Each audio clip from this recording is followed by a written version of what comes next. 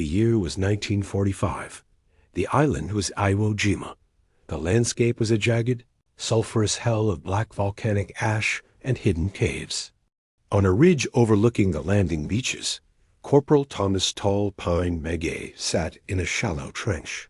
He didn't carry a heavy machine gun or a flamethrower. He carried a heavy canvas-wrapped radio and a secret that the enemy's greatest cryptographers couldn't break. Thomas was a code talker. His war was fought with the lent, slow, and rhythmic sounds of a language that the mountain itself seemed to speak.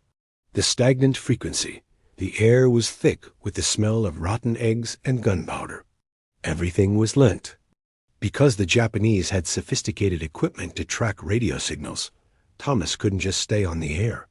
Every transmission had to be a pulse, short, precise, and followed by a long, agonizing silence where the radio had to be shut down and moved to a new location. "Is the line clear, Thomas?" whispered Sergeant Miller, his eyes fixed on the smoke-filled valley where a company of Marines was pinned down by a hidden mortar battery. Thomas put on his heavy headsets. He didn't speak immediately. He waited for the static ghosts to settle. "Wait, Sarge. The wind is wrong. If I transmit now, the bounce will give us away." The sacred code finally. The signal came. Thomas keyed the mic. This was the lent part of the war. He wasn't just speaking Navajo. He was translating complex military coordinates into a poetic code. He didn't say mortar battery. He said B-low-do-Z-I-N-al-chi-li. Short hatch iron pot. He didn't say ammunition. He said B-low-iron seeds. He spoke with a steady, rhythmic cadence. He couldn't rush. If he slurred a single syllable, the meaning changed from advance to retreat. He moved through the code with the care of a man walking across a frozen lake, testing the ice with every word. The tracking shadow. "Transmission finished," Thomas whispered, cutting the power. Now came the lent crawl. The Japanese radio trackers had likely caught the signal. Within minutes, mortar shells would rain down on this exact spot. Thomas and Miller had to move. They didn't run. Running kicked up the black ash, creating a dust cloud that a sniper could see from a mile away. They moved in a lent, deliberate shuffle, staying low to the ground, dragging the heavy radio behind them. Thomas's muscles were screaming from the weight, but his movements remained fluid and silent.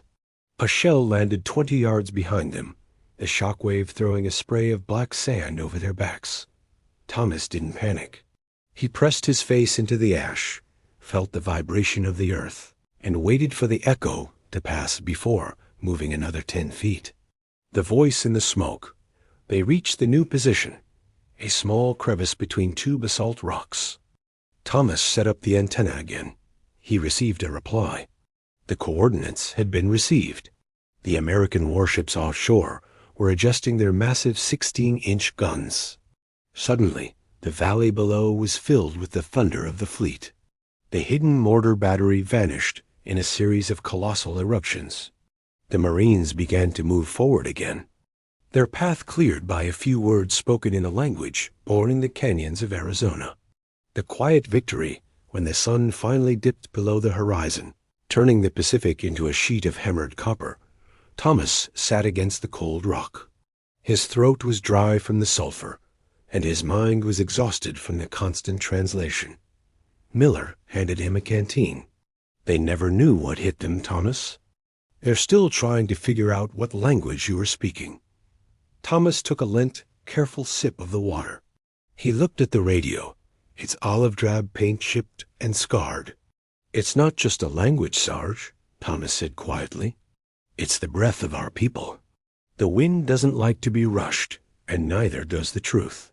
The war eventually ended, and the code remained a top secret for decades.